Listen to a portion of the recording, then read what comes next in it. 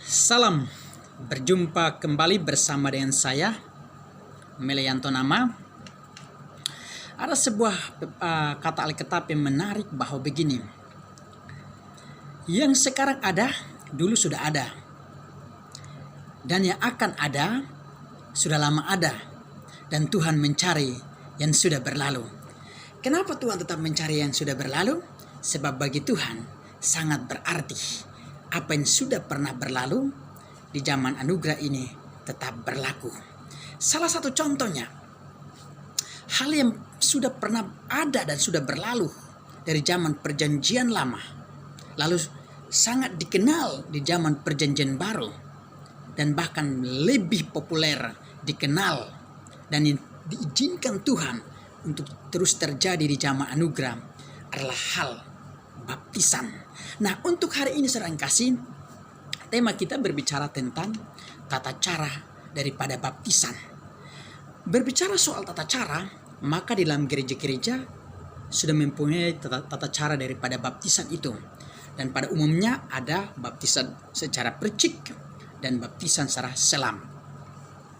Di dalam catatan saya ada 3 tata cara yang saya temukan dari Alkitab.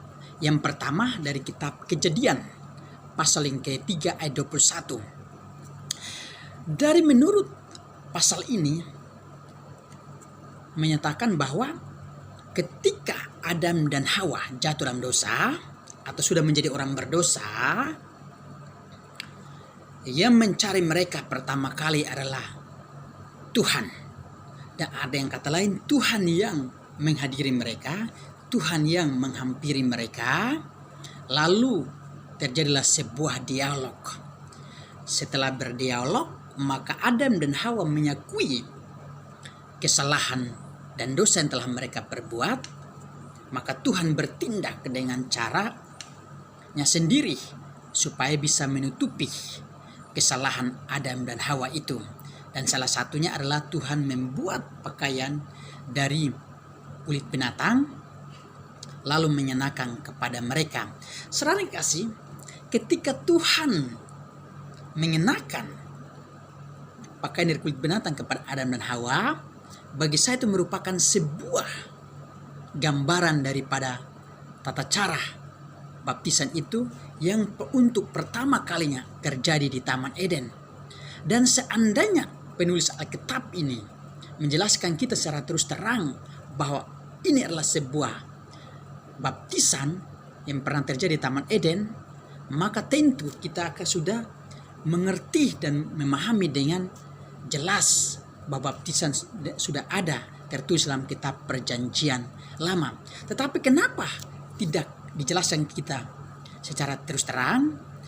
Itu artinya bahwa di zaman anugerah yang kita hidup di sekarang ini, selaku orang percaya selalu memiliki kesempatan untuk mengkaji kembali, terus mengkaji isi Alkitab ini, terkhusus menilai hal-hal yang berbicara soal baptisan, supaya kita menafsirkan secara sempurna dan kita juga memahami secara sempurna bahwa baptisan sebenarnya sudah ada tertulis dalam perjanjian lama, tetapi tidak disebutkan secara langsung kepada kita. Hanya di dalam perjanjian baru selalu sudah disebutkan secara langsung sebagai sebuah baptisan. Nah, saudara kasih, karena penulis tidak menuliskan secara langsung, maka di dalam penafsiran saya bahwa ketika Tuhan mengenakan pakaian kepada Adam dan Hawa, itu merupakan sebuah tata cara untuk daripada baptisan itu sendiri untuk pertama kalinya. Dan ketika Tuhan mengenakan pakaian itu, tentu Tuhan berkata gini, aku menghadiri kamu di dalam namaku, aku membaptis kamu di dalam namaku. Jadi ini adalah proses terjadinya tata cara daripada baptisan untuk pertama kalinya. Yang kedua, gambaran daripada tata cara baptisan itu saya temukan dalam kitab Keluaran pasal yang ke-13 ayat 17, lalu pasal 14 ayat 29. Di sana berbicara tentang ketika bangsa Israel keluar tanah Mesir, dipimpin oleh Musa untuk menuju kepada tanah perjanjian yang dijanjikan oleh Tuhan, yaitu Kanaan yang penuh susu dan madu itu. Sepanjang mereka melakukan perjalanan menuju ke tanah perjanjian, maka Tuhan bertindak hadir di tengah-tengah bangsa Israel dalam bentuk tiang awan dan tiang api. Tiang awan dan tiang api ini merupakan sebuah baptisan yang terjadi kepada umat Israel. Dan ketika Tuhan bertindak hadir itu yang disebut sebuah tata cara. Nah, hadirat Tuhan dalam bentuk tiang awan dan tiang api ini sudah diakui oleh Rasul Paulus melalui 1 Korintus pasal 10 ayat 2, bahanya untuk menjadi pengikut Musa mereka dibaptis dalam satu baptisan, yaitu dalam awan dan dalam laut, saudaraku yang kekasih. Nah, jadi ini adalah gambaran tentang tata cara daripada baptisan itu. Nah, selanjutnya tata cara baptisan yang ketiga yang saya temukan adalah di dalam kitab Matius pasal yang ketiga ayat 11 sampai 17. Saudara, di ayat yang ke-11 berkata begini. Ini sebuah pernyataan yang penuh penyakuan daripada Yohanes Pembaptis bahwa begini. Aku membaptis kamu dengan air sebagai tanda pertobatan. Dengar baik-baik. Jadi baptisan Yohanes Pembaptis yang menggunakan air adalah merupakan sebuah tanda saja. Tanda orang itu bertobat, tanda orang itu ingin memperbaharui hidupnya di hadapan Tuhan, tanda orang ingin sadar dan tidak melakukan dosa lagi, tanda orang ingin bersatu dengan Tuhan, tanda orang ingin hidup sungguh-sungguh untuk Tuhan, saudara kekasih. Nah, tetapi penyakuan Yohanes kedua yang menyatakan bahwa begini, tetapi baptisan yang lebih berkuasa daripada baptisan dia sendiri, yaitu Yohanes sendiri, itu baptisan yang dilakukan oleh Yohanes, baptisan lebih berkuasa daripada baptisan Yohanes adalah baptisannya Tuhan. Itu yang sangat bernilai, lebih berkualitas, lebih sempurna, lebih berarti, lebih berharga untuk dimiliki oleh setiap orang yang berbalik kepada Tuhan atau yang percaya kepada Tuhan. Dan itu sangat berarti dan sangat berharga bagi setiap orang yang percaya kepada Tuhan. Saudara yang kasih, ketika Yohanes Pembaptis membaptis setiap orang di sungai Yordan, maka ketika dia melakukan baptisan itu disebut sebuah tata cara. Nah, sama seperti ketika dia melakukan kepada Tuhan Yesus, itu pun merupakan sebuah tata cara, bukan merupakan sebuah arti daripada baptisan itu yang sebenarnya. Saudara yang kasih, berbicara soal tata cara, maka baptisan air ini ada dua tata cara yang sangat terkenal dalam kehidupan kekristenan, yaitu baptisan secara selam, ada baptisan secara percik. Kedua baptisan yang saudara kasih pada hakikat merupakan sebuah hal yang paling sensitif untuk dibicarakan, sebab selalu mengandung sebuah perselisihan, selalu menimbulkan pertentangan, perdebatan. Bahkan saudara yang kasih, kalau kita bayangkan, sudah ada berapa banyak gereja yang dibakar, dihancurkan, bahkan sudah ada berapa banyak jemaat yang dianiaya, bahkan sudah berapa banyak rumah jemaat yang dirusakkan gara-gara hanya adanya perbedaan ajaran tata cara baptisan yang berbeda. Yang satu di gereja Protestan menganut ajaran baptisan secara percik, yang di karismatik atau yang di Pentakosta atau GBI dan lain sebagainya itu menganut ajaran baptisan secara selam. Tetapi saudara kasih, kedua jenis tata cara ini sekalipun dipertentangkan, tetapi justru Tuhan izinkan kita untuk di jamaah anugerah mengkaji isi Alkitab supaya kita dapat memahami dan bisa dapat membedakan mana arti baptisan yang sebenarnya dan mana yang disebut tata cara daripada baptisan itu. Sebab kehidupan kekristenan di zaman ini sulit bersatu antara gereja yang satu dengan gereja yang lain, apalagi gereja yang menganut ajaran baptisan selam, akan sulit bersatu memiliki satu pemahaman dengan gereja yang menganut ajaran baptisan secara percik. Dan dua pemahaman ini tidak akan pernah bersatu. Tetapi untuk hari ini, saya mau menyatakan kepada saudara dan saya bahwa antara baptisan selam maupun baptisan percik tidak ada yang salah di mata Tuhan. Semuanya berkenan, asal syaratnya jika melakukan apapun yang kita melakukan, baik itu dengan baptisan secara percik maupun baptisan secara selam, lakukanlah seperti untuk Tuhan. Sebab tujuannya adalah untuk tanda kita bersatu dengan Tuhan. Tanda kita sadar kita mau ingin memperbaharui kehidupan kita lebih berkenan di hadapan Tuhan.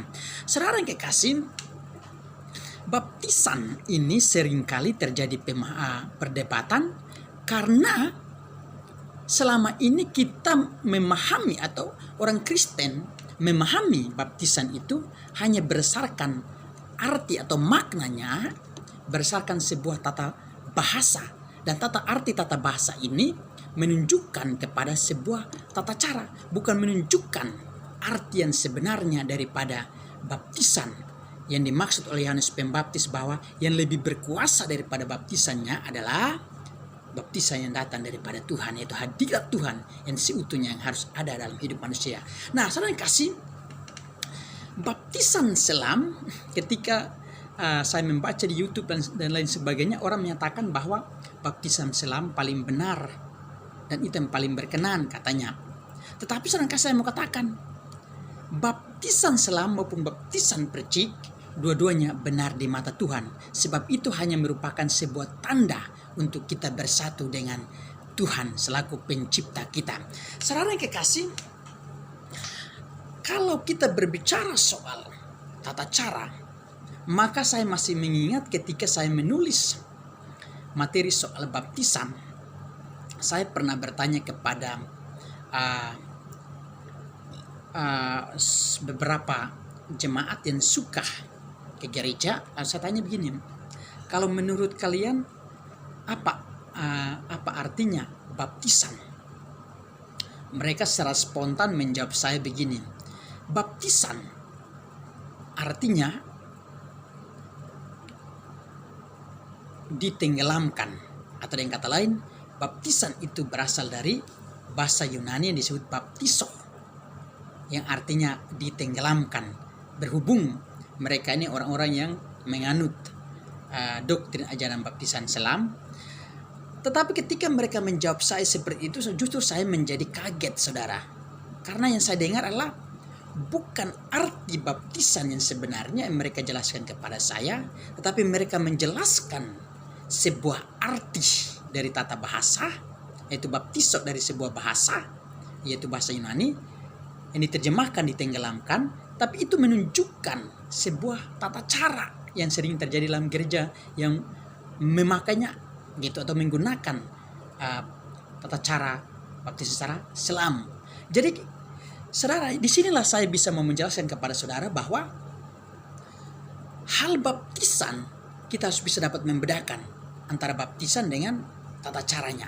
Sebab ketika kita menggabungkan antara baptisan dan tata caranya menjadi satu arti, maka disitulah akan terus terjadi persoalan, perselisihan, pertentangan di antara berbagai denominasi gereja. Tetapi ketika kita bisa mampu membedakan mana arti baptisan, mana yang dimaksud dengan tata cara daripada baptisan itu, maka kita akan hidup bersatu, dan kita akan benar-benar ingin untuk mencapai satu tujuan, yaitu hidup dalam satu Tuhan, satu baptisan, satu iman. Itu yang kita butuhkan dalam kehidupan kita. Kita mau hidup dalam satu Tuhan, satu iman, satu baptisan. Baptisan berbicara soal hadirat Tuhan yang penuh dengan kehendaknya kepada setiap manusia. Saudara yang kekasih, untuk itu sampai hari ini saya menyarankan kepada berbagai gereja yang terdiri dari berbagai denominasi bahwa begini, untuk masalah baptisan kita sudah jelas, kita mengetahui bahwa hanya sebagai tanda, tetapi yang lebih berkuasa baptisannya daripada baptisan Yohanes adalah Tuhan. Karena itu berhentilah untuk berdebat, berselisih, dan mari kita merendahkan diri satu dengan lain. kita bersatu untuk mencapai tujuan kita, yaitu satu Tuhan, satu iman, satu baptisan. Lalu untuk setiap gereja-gereja yang sudah menganut ajaran doktrin baptisan secara selam, tetaplah gunakan, sebab itu sangat berkenan kepada Tuhan, tidak menjadi masalah. Sebaliknya juga, gereja-gereja yang menggunakan atau menganut ajaran baptisan secara percik, tetaplah lakukan di hadapan Tuhan, sebab itu sangat berkenan di hadapan Tuhan. Sebab antara baptisan selam dan baptisan percik, ingat sekali lagi, hanya sebagai tanda untuk kita hidup berkenan, hidup bersatu dengan Tuhan.